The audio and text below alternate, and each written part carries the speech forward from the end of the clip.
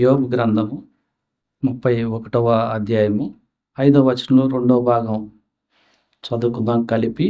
క్రొత్త నిబంధనలో పేజ్ సంఖ్య 442. మోసము చేయుటకై నా కాలు త్వరపడిన ఎడల. సరిపోతుంది. యోబు మోసం చేస్తానికి తన కాలు పరిగెత్తలేదు అని చెప్తున్నాడు. మోసం చేయటం దేవుని బిడ్డలకి తగదు. సో రక్షణ పొందిన తర్వాత నేను మోసం చేస్తున్నానా, లేకపోతే మోసం అంటే ఏంటో తెలియకుండానే అజ్ఞానంతో ముందుకెళ్తూ ఉన్నానా అనేది సరి చేసుకోవడం చాలా మంచిది. ఆదికాండం 3వ అధ్యాయంలోనే అపవాది మొట్టమొదటిగా హవ్వని, ఆదాముని మోసం చేయడం చూస్తున్నాం. అపవాది ఏం చెప్పాడు?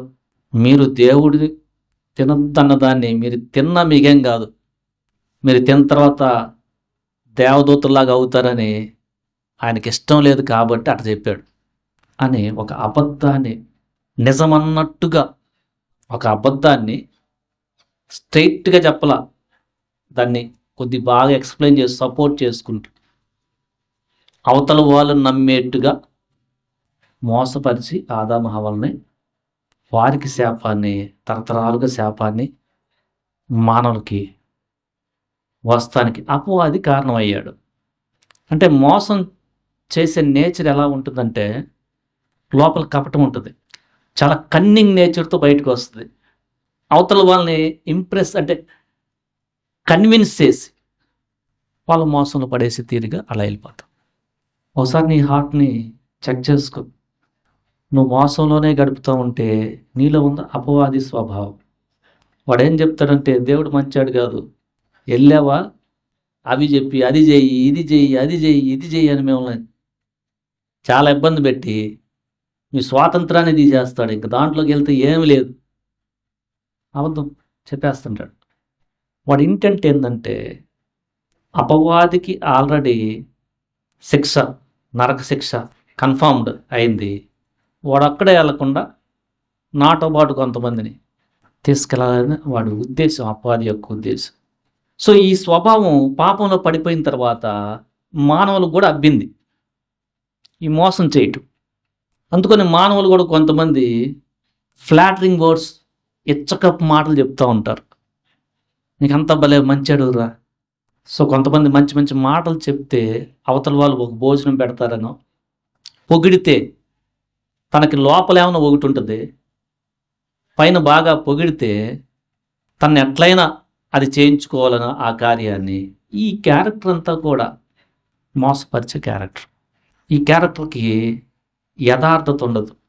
అందుకని ఈ మోసపరిచే స్వభావము వాళ్ళకి స్వార్థానికి ఏదైతే దాంట్లో వాడుతూ ఉంటారు. అందుకు ఫర్ ఎగ్జాంపుల్ ధనాన్ని సంపాదించాలనుకో, మోసం చేసి ధనాన్ని సంపాదించే వాళ్ళు చాలామంది ఉన్నారు. కొంతమంది మోసం చేసేటప్పుడు ఎవరు చూడటం లేదు కదా అని చేస్తుంటారు. చూసినప్పుడు చేయాలంటే చాలా భయం. వాళ్ళకి భయం లేదు ఏంటంటే దేవుని భయం లేదు. వాళ్ళు చూస్తానికి చాలా మృదు స్వభావంగా కనిపిస్తూ ఉంటారు. మనుషులకు తెలిస్తే కొడతారని భయం. అట్లా చేయరు వాళ్ళు మోసం. కానీ వాళ్ళలో కూడా పాపం యొక్క నేచర్ ఉంది కాబట్టి వాళ్ళు ఎప్పుడు చేస్తారంటే ఎవరు చూడనప్పుడు, ఇది ఎవరికి తెలియదు కదా అని కొన్ని లెక్కలు వేసుకొని, ఎందుకంటే వాళ్ళ జ్ఞానం ఉంటుంది, బాగా లెక్కలు వేసుకుంటారు. నేను పట్టుపడకూడదు ఒక లెక్క వేసుకొని ఆ పాపము యొక్క మోసకరమైన స్వభావానికి పడిపోతారు వాళ్ళు. ఫర్ ఎగ్జాంపుల్ యాకోబు ఉన్నాడు. వాళ్ళ అన్నకి రావాల్సిన ఆశీర్వాదాన్ని మోసం చేసి, అబద్ధాలు చెప్పి, కొంచెం యాక్షన్ కూడా చేసి, అవతల వాళ్ళ ఫాదర్కున్న ఆ బలహీనత, కండ్లు కనపడవు, పెద్ద ఆయన నేను పట్టుపడను అనే కన్ఫర్మిటీ వచ్చాక మోసం చేశాడు. మామూలుగా చాలా భయం ఆయనకి, చిక్కానా. అంటే ఈ మోసం చేసే స్వభావం పాపము నుంచి మన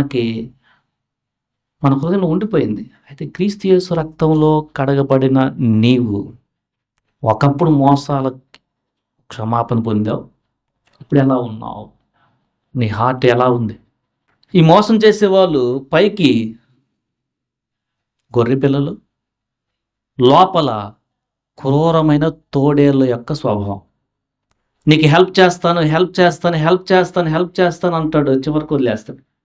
మీలో కొంతమంది రక్షణ లేని వారు కూడా ఈ వాక్యాన్ని వింటుంటే, నేనేం మోసం చేశాను, నేను పక్కనాడిది ఎవడన్నా తీసుకున్నానా అనేవాళ్ళు మీ హార్ట్ ఇప్పుడే మాట్లాడొచ్చు.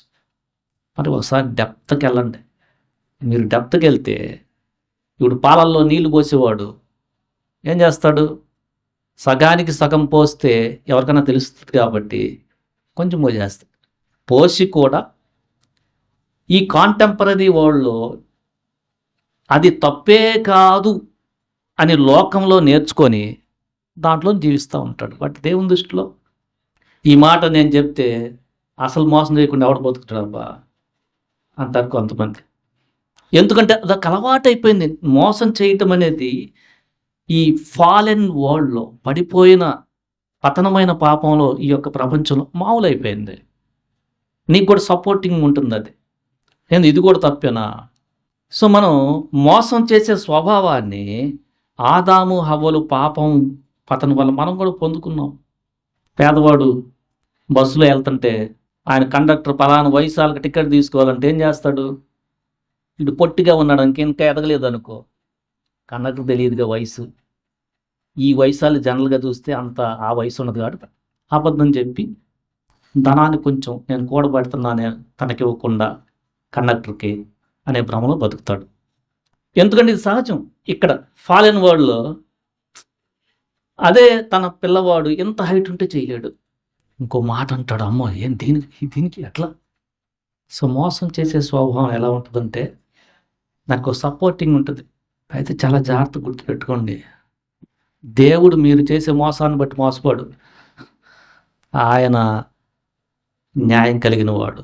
మీ లైఫ్లో ఎక్కడైనా కానీ అది వెంటాడుతూనే ఉంటుంది. కానీ మీకు తెలియని విషయం ఏంటంటే, అరే నేను భలే డబ్బు సంపాదించుకున్నానే, పైకి వెళ్తున్నానే అంటారు.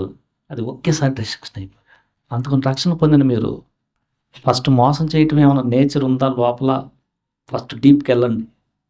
ఈ కాంటెంపరీ వాళ్ళతో పోలిక పెట్టుకొని నేనేం మోసం చేశానని అట్లా ఉంటున్నారా? మీరు క్రీస్తు రక్తంలో కడగబడిన తర్వాత మీకు ప్రభు చెప్తాడు క్లియర్గా. ఏంటిది? మోసంలోని దొంగతనం వచ్చేస్తుంది. మోసం చేసే కాడ ట్రూత్ ఉండదు, లింక్ ఉంది. దొంగతనంగా సిగ్నేచర్స్ పెట్టేయటం మనకు మామూలు. ఇక్కడ ఈ లోకంలో ఎంత ఈజీ అంటే వాడి సైనా మళ్ళీ అక్కడి నుంచి వాడికి కాల్ చేయాలంటావా? ఇచ్చే బ్యాంక్ ఆయనకి పని అయిపోద్ది. అంటే ఈ ఓర్పు లేని ఈ ప్రపంచంలో నువ్వు జాగ్రత్తగా లేకపోతే చేస్తూ కూడా చేయట్లేదని అట్లా అలా ఉంటుంది నీకు సపోర్టింగ్. ఏశావు చెబుతున్నాడు 2 సార్లు నన్ను మోసం చేశాడని యాకోబు గురించి. యాకోబు అనే పేరులోనూ మోసగాడు. మీరు చూడొచ్చు ఆదికాండము 25వ అధ్యాయంలో 26వ వచనం. తరువాత అతని సహోదరుడు బయటికి వచ్చినప్పుడు అతని చెయ్యి ఏశావు మడిమను పట్టుకొని ఉండెను కనుక అతనికి యాకోబు అను పేరు పెట్టబడెను. మనం కింద చూస్తే 2లో మడిమను పట్టుకుని వాడు లేకపోతే మోసగాడు. అలా అన్నయ్య చెప్తున్నాడు. ఏశావు 27వ అధ్యాయం 36లో ఏశావు యాకోబు అనే పేరు అతనికి సరిగానే చెల్లినది, అతడు నన్ను ఈ 2 మార్లు మోసపుచ్చెను. సో మనం కూడా రక్షణ పొందక మునుపు ఈ స్వభావంలో ఖచ్చితంగా మీరు డీప్కి వెళ్తే ఖచ్చితంగా ఉంటారు. దాంట్లో డౌట్ ఏం లేదు. మోసం చేసినవి చాలా ఉంటాయి. అయితే రక్షించబడిన తరువాత ఈ స్వభావం పనికిరాదు. యాకోబు కూడా ఆ స్వభావం నుంచి దేవుని యొక్క సహాయంతో బయటపడ్డాడు. తన జీవితంలో దేవుడు దర్శించిన తర్వాత ఆ స్వభావం నుంచి యథార్థతకు వచ్చేసాడు. సో రక్షణ పొందిన మనము కూడా ఈ మోసం చేసే దాంట్లో ఉండకూడదు. గుంట తవ్వినవాడు దాంట్లోనే వాడు పడతాడని మనం గుంట తవ్వామనుకో, కొన్ని రోజు సంవత్సరాలు అయిన తర్వాత మనం చిక్కుకుంటాం. ఎందుకంటే దేవుడు వెక్కిరించబడ్డు. మనకి గలతీలకు రాసిన పత్రికలో 6వ అధ్యాయం 7వ వచనం, మోసపోకుడి, దేవుడు వెక్కిరింపబడ్డు, మనుషుడు ఏమి విత్తునో ఆ పంటనే కోయును. నువ్వు మోసం చేసావా? నీకు మోసం చేసేవాడు తగులుతాడు. యాకోబుకు తగిలాడు. మోసం చేసే లాభాను యాకోబు జీవితంలో తగిలాడు. సో మన జీవితంలో కూడా జాగ్రత్త. రక్షణ పొంది నువ్వు ఈ యొక్క స్వభావంలో ఉన్నావా? మొట్టమొదటిగా జాగ్రత్త పడిపోతావు, నువ్వు మోసపోతావు. బీ కేర్ఫుల్గా ఉండు. సో కొంతమంది ప్లాన్స్ వేసి యవ్వన కాలంలో ఉన్న పిల్లల క్యారెక్టర్ చెడగొట్టాలని ప్లాన్ చేస్తుంటారు. వీడు బాగానే వెళ్తూ ఉంటాడు, పాపం ఏమి యథార్థంగా వెళ్తుంటాడు. కాబట్టి యవ్వన కాలంలో మోసంలో పడే పరిస్థితుల్లో చిక్కుకోవచ్చు, జాగ్రత్త పడిపోతే. వాడేమంటాడు, వీడు బాగా చదువుతుంటాడు కాబట్టి ఫ్లాటరింగ్ వర్డ్స్ చెప్తూ ఉంటాడు. భలే చదువుతారు నువ్వు. ఫర్ ఎగ్జాంపుల్, రే అమ్మాయి నీ గురించి అడుగుతుందిరా అంటాడు. వీడికి ఇంకా యవ్వన కాలంలో ఏదేదో ఆశలు పట్టుకొస్తాయి. నా గురించి కూడా ఆలోచించే వాళ్ళు ఉన్నారా అనుకుంటాడు వీడు. వాడి కన్నింగ్ నేచర్ ఏంటంటే నిన్ను ఇలాంటి ఆలోచనలు పడేసి నువ్వు చదువుకు దూరం అయితే వాడు ఫస్ట్ వస్తానికి వాడి ప్లాన్. కానీ నీకు తెలియదు, ఆ వయసులో నువ్వు జాగ్రత్త లేకపోతే మోసం వస్తుంది నా లైఫ్లో ఎంటర్ అవుతుందని నువ్వు జాగ్రత్త పడపోతే ఇక సంవత్సరమో లేకపోతే ఆ చదువు అయిన దాంట్లో చిక్కుకొని అలా ఉండిపోతావు. వాడు సంతోషిస్తాడు, అపవాది కూడా సంతోషిస్తాడు. నువ్వు చదువులు తగ్గిపోతావు, మానసికంగా ఇబ్బందులు పడిపోతావు. చాలా ఎగ్జాంపుల్స్ ఉన్నాయి ఇలాంటి. ఎక్కడ స్టార్ట్ అయింది? నేను మోసంలో పడుతున్నాననే జ్ఞానం లేకపోవటం వల్ల స్టార్ట్ అయింది. ఎందుకంటే నీకు వాడు బెస్ట్ ఫ్రెండ్, చెప్పిన వాడు మోసం చేసేవాడు శత్రువు అయితే నువ్వు ఈజీగా ఉంటుంది. వాడి మాట నమ్ముతానని, కానీ వాడు నీతో భోజనం చేసి ఉన్నవాడు అన్నట్టు యేసు ప్రభు వారు 12 శిష్యులు ఒకరు అట్టుంటాడు. నువ్వు జాగ్రత్తగా ఉండు. నువ్వు మోసం వేరే వాళ్ళని చేయటం కాదు, జాగ్రత్తగా ఉండి మోసంలో పడవాగా.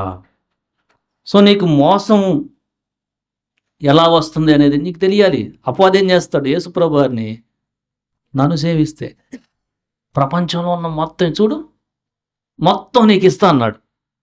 ప్రభు చాలా జ్ఞానం కలిగిన వాడు కాబట్టి పక్కన అట్లా పెట్టేశాడు, ఇది మోసపరిచేది. నువ్వైతే జాగ్రత్త లేకపోతే భక్తి అంటే ఓకే, ఇంకేముంది, ఈరోజు నుంచి మోసపోతాం. జాగ్రత్తగా ఉండాలి. యేసుప్రభు చెప్పారు, నో, నా దేవుడైన ప్రభువునే గణపరచాలి. నువ్వు ఈ మొత్తం ఇచ్చినా కూడా నేను గణపరచనని అపవాది అన్నాడు. సో ఈనాడు అబద్ధ బోధ అనేది కూడా నేను మోసంలో పడేస్తుంది. నువ్వు అక్కడ తప్పించుకున్నావంటే అది కాదు, క్రీస్తు మార్గాన్ని ప్రకటించే దాంట్లో కూడా మోసం చేస్తుంది. నీ జ్ఞానం ఉండాలి. ఆ మోసం చేసే వాళ్ళు ఏమన్నా చెడ్డ మాటలు ఏం చెప్పరు, నిన్ను బాగా పొగిడి భలే వాక్యం అని చెప్పి వాళ్ళ ఇంటెంట్ నీ దగ్గర డబ్బులు తీసుకోవటము, ఇలాంటి పరిస్థితులు ఉన్నాయి. నువ్వు చెక్ చేసుకోవాలా. బెరయా సంఘంలో ఉన్న సభ్యుల్లాగా వాళ్ళు చెప్తుంది నిజమేనా, పొద్దురూకులు ఇదే చెప్తున్నారేంది, ఇదేనా క్రీస్తు తెప్పింది అని నువ్వు రెఫర్ చేసుకుంటే నువ్వు దాని నుంచి బయటపడతావు. సో అలాంటి పరిస్థితిలో ఉన్న విశ్వాసి నువ్వు బయట ఎదురు మోసం చేయటం అంటే అదోకే, దాని గురించి కొంత అవగాహన పొంది ఉండొచ్చు. నీకు జాగ్రత్త లేకపోతే ధనమే భక్తి అనుకొని అలా ముందుకెళ్ళిపోదు. చివరికి కొన్నిసార్లు జాగ్రత్త లేకపోతే నీ ఆత్మని నాశనం చేసుకోవచ్చు. సో మనము ఎవరిని రక్షించబడిన తర్వాత మోసం చేయకూడదు, ఎందుకంటే అది అపవాది స్వభావం. మనం చూసాం, కొంతమంది ధనవంతులు పేదవారిని ఈజీగా మోసం చేయటం. ఏమన్నారు కదా, జ్ఞానవంతులు ఆలోచన లేని వారిని ఈజీగా మోసం చేసే పరిస్థితులు లోకంలో ఉన్నాయి. ఎందుకంటే వాడికి ఎదురు తెలియదుగా నేను చేసిన. ధనవంతుడేమన్నా నేను చేసిన ఏం చేయడు కదా, జ్ఞానవంతుడేమన్నా అసలు వీడికి అంత మైండ్ ఏడుంది. అలాంటి పరిస్థితిలో ఉన్నావు. అలాంటి పరిస్థితిలో ఉన్న నీకు రక్షించబడిన తర్వాత నీ జ్ఞానం బాగా ఉంటే లేని వారి పట్ల ఎలా ఉంది యాటిట్యూడ్. నీకు ధనవంతుడు అయితే పేదవారి పట్ల ఈజీగా మోసం చేయొచ్చు అనుకుంటున్నావు, అది లోకం తీరు. ఇప్పుడు అది పనికిరాదు. సో మనం చాలా జాగ్రత్తగా ఉండాలి. నువ్వు మాట చెప్తా ఉన్నది వింటూ ఉన్నది ఇక నువ్వు వినకపోతే లేఖనం చెబుతుంది అది చాలా ప్రమాదకరమైన పరిస్థితి నీకు. దేవుడే నిన్ను వదిలేసి నువ్వు మోసంలో పడిపోయి వదిలేస్తాడంట. అంటే మోసానే నువ్వు నమ్మి అదే కరెక్ట్కొని వెళ్తూ ఉంటావు అంతే. అది ఇక అసలు ఎవరికి కూడా ఉండదు. అది చాలా ప్రమాదం. తెస్సలోనికి రాసిన పత్రిక 2వ దాంట్లో 2వ అధ్యాయం 11, 12 కలిపి ఉన్నాయి. ఇందుచేత సత్యమును నమ్మక దుర్నీతి యందు అభిలాష గల వారందరూ శిక్షావిధి పొందుటకై అబద్ధమును నమ్మునట్లు మోసము చేయు శక్తిని దేవుడు వారికి పంపుచున్నాడు. దీంట్లో అసలు పడ్డావా? దీంట్లో ఇంకా దేవుడే నిన్ను వదిలేస్తే ఇంకా హోప్ లేదు. ఇంక వీళ్ళ జీవితంలో ఎలా ఉంటుందంటే ఇంకా అబద్ధాన్ని నమ్ముకొని వెళ్ళిపోతారు, టోటల్గా డిస్ట్రాక్ట్ అయిపోతారు.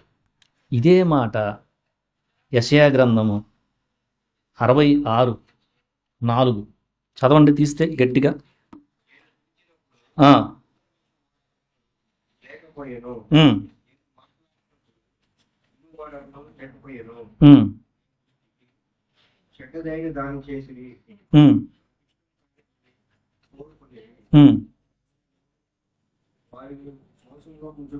దేవుడే చెప్తున్నాడు మనం దాంట్లో పడకుండా ఉండాలంటే మొట్టమొదటి ఏం చేయాలంటే మనం వేరే వాళ్ళని మోసం చేయకూడదు. ఫస్ట్ అది. బట్ సత్యాన్ని చెప్తా ఉంటే మీ దగ్గరికి సత్యం వస్తూ ఉంటే సత్యానికి చెవి ఇవ్వకుండా పొద్దులే నాకు ఆ సత్యం అని దురద చెవులు కలిగి దుర్నీతే నాకు కావాలి, సత్యం వద్దు నాకు అని మీరు అనుకుంటా ఉంటే ఇక కొంతకాలానికి ఇంక కన్ఫామ్ ఈ హార్ట్ వినదు. సరే నమ్మనే, రేపు నేను వచ్చినప్పుడు జడ్జిమెంట్లో చూద్దాంలే, నేను మరలా 2వ రాకడలో వచ్చినప్పుడు ఈ కేసు అప్పుడు చూస్తామని ఇంక వదిలేస్తా. అంటే వీడి దోవ నేను బాని. ఇంకా దేవుడే నిన్ను వదిలేస్తే ఇక ఆ మోసంలో చిక్కుకొని నువ్వు నశించిపోవచ్చు. ఒకసారి ఆలోచన చేయండి. మీకు మోసం చేస్తున్నాననేది తేటగా దేవుడు చెప్తా ఉంటే దాన్ని వదలాలి. దేవుడు వెక్కిరించబడ్డావు, నువ్వు ఏది విత్తుతావో కొయ్యాలి ఆ ఫలాన్ని. ఫస్ట్ నీకు మోసంలో పడకుండా నువ్వు చాలా జాగ్రత్త పడాలా. పరిస్థితులు మోసగించే పరిస్థితులు చాలా ఉన్నాయి. ఎందుకంటే ఈ మోసగాళ్ళు అనేకులు నాలుగుతో ఈజీగా మోసం చేస్తారు. నువ్వు జాబ్ చేసే కాడ అవతల వాడు ప్రమోషన్ కొట్టేయాలి నీ బాస్ చేతిలో అని సింపుల్గా తన నాలుగుతో కొండేలు చెప్పేయచ్చు. దావీదు 52వ కీర్తనలో ఇలాంటి వాడిని ఒకరిని ఎదుర్కొన్నాడు తన జీవితంలో. హెడ్డింగ్ చూస్తే ఏదేమీయుడు దోయోగు సౌలు వద్దకు వచ్చి దావీదు అహీమెలకు ఇంటికి వచ్చి ఉన్నాడని అతనితో చెప్పినప్పుడు దావీదు రచించిన దైవధ్యానము. ఫర్ ఎగ్జాంపుల్ 2వ వచనం చూస్తే మోసము చేయువాడా. ఈ దోయోగు అనే ఆయన సౌలు దగ్గర మంచి పేరు కొట్టేయాలా, మంచి పదవి కొట్టేయాలా అని దావీదును పట్టిస్తానికి తన నాలుకను వాడేశాడు దోయోగు. సౌలు నమ్మాడు. ఆయన చెప్పిన దాన్ని బట్టి చాలామంది యాజకులను చంపించాడు సౌలు. చాలా నీ మాట, నువ్వు చెప్పే మోసకరమైన మాటలు కొన్ని ఫ్యామిలీస్ని డిస్ట్రాయ్ చేసేస్తాయి. నీకు తెలియదు అది. నువ్వేమన్నా ఊరకనే ఒక 4 గడు వాడావు, నేనేమన్నా చేశానని అక్కడదక్కడ చెప్పేస్తావు అంతే. ఒక ఫ్యామిలీ చెడిపోతానికి నీవు చేసిన మోసకరమైన మాట వెళ్తుంది.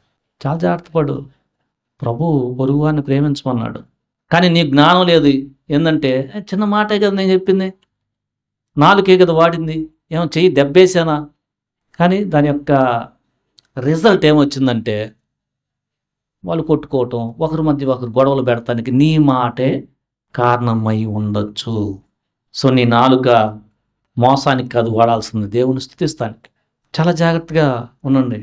2 సమూయేలు 13వ అధ్యాయంలో ఈయన వేరే విధంగా మోసం చేశాడు. 3వ వచనం, అమ్నోను నాకు ఒక మిత్రుడుండెను, అతడు దావీదు సహోదరుడైన షిమ్యా కుమారుడు, అతని పేరు యెహోనాదాబు. ఈ యెహోనాదాబు బహు కపటము కలిగిన వాడు. అతను చూడండి, రిలేటివే, బంధువుల్లోనే. ఈ అమ్నోనికి ఒక చెడు ఆలోచన వచ్చింది. అబ్షాలోము చెల్లిని మోహించాడు. ఈ కపటం కలిగిన ఫ్రెండు ఎలా అంటాడనంటే తప్పని చెప్పాలిగా. ఆహా, రే నువ్వు ఇట్లా వేషం వేయరా, ఏంది నువ్వు ఇట్లా చేస్తే అప్పుడు ఆమెని ఆ చెప్పే ఆలోచన తన ప్రాణాన్ని తీసేస్తుందని అమ్నోనికి బుద్ధి లేదు. బెస్ట్ ఫ్రెండ్ కదా. ఆహా, మంచి సలహా ఇచ్చాడని వెళ్తున్నాడు, ముందుకెళ్ళాడు, చేశాడు. తర్వాత తన ప్రాణం అబ్షాలోము తీశాడు. ఇలాంటి వాళ్ళు ఉంటారు నీ లైఫ్లో. బంధువులు వాడే ఏంట్రా పాడాలోచన నీకు, ఏందది అని ప్రేమించి గద్దించకుండా అట్లానా, ఓకే నాదేం పోయిందిలే, ఒక ఆలోచన చెప్పేస్తాం, వాళ్ళు కదా తర్వాత చూసుకునేది చేశాడు. సో మోసం చాలా జాగ్రత్తగా ఉండండి. మనం ఆరాధిస్తున్న దేవునిలో కపటమే లేదని ఉంది. యేసుప్రభు వారు నమ్మదగిన వాడని ఉంది. మోసానికి ఆపోజిట్. ఒక వ్యక్తిని నమ్మటం అంటే ఎప్పుడు చేస్తారు? అతను మోసగిచ్చేవాడైతే అసలు నమ్మకత్వంలోకి వెళ్తుందా హార్ట్? అసలు నువ్వు ఆరాధించే దేవుడు నమ్మదగినవాడు, ఆయన సత్యవంతుడు, ఆయన యథార్థవంతుడు, ఆయన కపటము లేనివాడు, ఆయనలో ఏ పాపం లేదు. ఆయన బిడ్డమైన నీవు మోసం పనికిరాదు. జాగ్రత్త. చేసిన అసలు ఆయన అన్యాయస్తుడు కాదు, మళ్ళా ఆ మోసంలో పడతావు.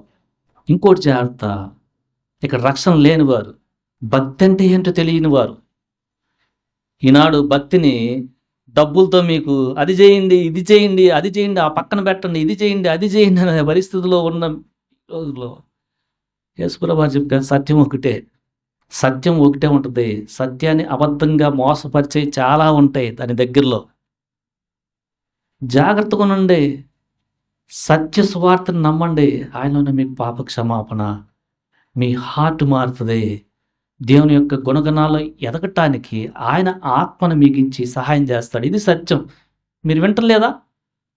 ఒకసారి చెప్తారు, మళ్ళా దీర్ఘశాంతం చెప్తాడు, అరే ఇంకా వింటలేదు కొన్నాళ్ళకి మీరు ఇంకా వినరు అని అనిపిస్తే మీ దోవన మిమ్మల్ని అయిపోయింది, వదిలేస్తే. అంటే మోసాన్ని నమ్మేస్తారు. మీరు మోసాన్ని నమ్ముతారు, ఎందుకంటే అది మీకు శరీరంగా భలేగా ఉంటుంది. వాళ్ళతో ఎట్లా పడితే అట్లా ఉంటాను భలేగా ఉంటుంది అనమాట. దాన్నే నమ్మేస్తారు. చివరికి మీరు ఆత్మ నశించిపోయే పరిస్థితికి వెళ్ళిపోవచ్చు. జాగ్రత్తగా ఉండండి. ప్రభు చెప్పాడు, నేను మళ్ళీ వస్తున్నాను, తను నమ్మరు వారిని తీసుకెళ్తాను.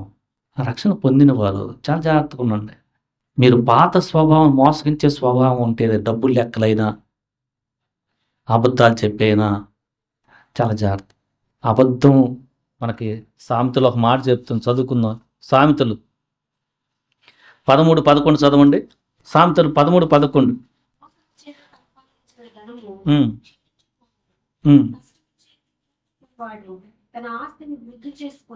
ఇక్కడ చూడు ఎంత లేఖనం ఎంత తేటగా ఉందో. మోసము చేసి సంపాదించుకున్న ధనము ఏమనుంది? క్షీణించిపోద్దంట. ఇదే మాట ఇంకో చాట కూడా చెప్తున్నాడు.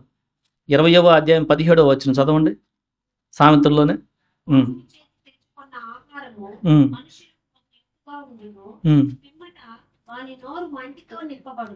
ఇది మనం జనరల్గా ఈ ఆహారాలకి, ఫుడ్ కోసం మోసం చేస్తుంటాం. జనరల్గా మన లైఫ్లో ఉండే మోసాలు ఏంటంటే, ట్రైన్ ఎక్కితే టికెట్ తీసుకోపోవటం. డైలీ లైఫ్ ఇప్పుడు మామూలు అయిపోయింది. మెయిన్ త్రోవలో వెళ్తే టికెట్ కొనాలని అంటే, రే ఇటు పక్కన పోరా, ఇటు పక్కన ప్లాట్ఫామ్ టికెట్ లేకుండా ఉండొచ్చు. మనకి ఇలాంటి డైలీ ఏదంటే అది పాపం చేస్తామనే గ్రహింపు లేని పరిస్థితుల్లో సమాజం ఉంది. మీరు ఎవరినన్నా కలుసుకోవటానికి, ఫర్ ఎగ్జాంపుల్ 2వ ప్లాట్ఫామ్లో ఉన్న మీ స్నేహితుని కలుసుకోవాలంటే రాజమార్గంలో వెళ్తే మీరు ప్లాట్ఫామ్ టికెట్ తీసుకోవాలి. మీకు జనరల్గా ఆ 2వ దాంట్లో వెళ్ళే మార్గం అపవాది ఇంకోటి చూపెడతాడు. అంటే గేట్ వేసి ఉంటుంది, అక్కడ గేట్ వేసి ఉంటుంది.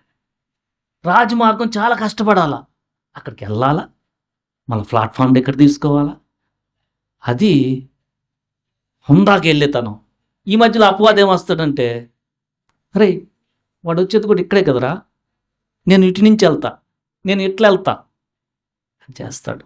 అసలు ఈ పరిస్థితిని మోసం అని గ్రహించే పరిస్థితి అసలు ఉందా నీ హార్ట్? ఇంత వాక్యాన్ని వింటున్నావు. అసలు నీకు ఆ గ్రహింపు వస్తున్నది, ఇది మోసం కదా! ఇంత వాక్యాన్ని నీవు చిన్న చిన్న వాటిలో నువ్వు లింక్ చేసుకోపోతే క్లైట్ ఇంకా రాట్లా. అదే కొంతమంది ఉంటారు. ఓకే. ఇయన్నీ కూడా అపవాది వెంటనే స్టార్ట్ చేసిందా, ఈ పక్కన చెప్తుంటాడు బెస్ట్ ఫ్రెండ్, ఇట్లా వెళ్ళొచ్చు కదరా, ఏంట్రా అంత తెలివితో ఇట్లా వెళ్ళొచ్చు. నువ్వు ఆపాల. మోసం చేయిపోతున్నాను నీ చేత. అది తప్పురా అన్నాను. నెమ్మదిగా నేను మెయిన్ దాంట్లోకి వెళ్ళి వెళ్తాను. ఒకవేళ నేను కలవలేనన్నా అనుకో, బయటకు వచ్చాక కలుస్తాను. ఇక్కడ తీసుకుపోతే ఏముంది? అలా ఉంటుంది నీ హార్ట్. సో మనం మోసం చేయకూడదు. రక్షణ లేని నువ్వు మోసంలోనే జీవిస్తున్నావా? ఇప్పుడు దాకా చాలామందిని మోసం చేసి ఉండొచ్చు. వెలుగు వస్తుందా నువ్వు చేసిన మోసాలకి? బిజినెస్లో ఎన్నిసార్లు మోసం కొంతమంది. దొంగ త్రాసు కేజీ ఇవ్వమంటే ఎవడో తెలుసు, 950 గ్రాములు ఇస్తాం, దగ్గరలోనే కదా, ఏమన్నా తెలుస్తుందా? ఈజీగా చేస్తున్నారు మోసం. ఎంత ఈజీగా చేస్తున్నారు? ఎందుకంటే ధనం. దేవుడు కాదు వాళ్ళకి ధనం. చాలా జాగ్రత్తగా ఉండు. ఆ రక్షణ పొందిన నీవు మోసం చేయొద్దు. చేసిన ఇందా చదివావు, ఆ డబ్బు నిలవదు. మోసం చేయొద్దు, నువ్వు మోసం ఇరుక్కుంటావు. రక్షణ లేవు, నువ్వు మోసాన్ని నమ్మొద్దు. రక్షించబడిన నీవు బోధలో కూడా మోసం ఉంది, జాగ్రత్త పడు.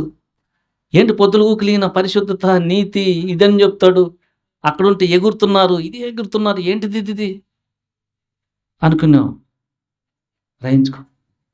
కొన్నాళ్ళు మనసును అటు పెట్టేసావా, ఇక నీకు సత్యవాక్యం కూడా దొరకదు, దాంట్లో పడిపోతావు. అంతే, అదే కరెక్ట్లే అని నువ్వు కూడా ప్రమాదంలో పడతావు. జాగ్రత్త. సో మోసం చెయ్యొద్దు, మోసాన్ని గ్రహించు. రక్షణ లేని నీవు క్రీస్తు యేసు మార్గమే సత్యము, దాన్ని గ్రహించు. దేవుడి మాటల్ని దీవించును గాక. ఆమేన్.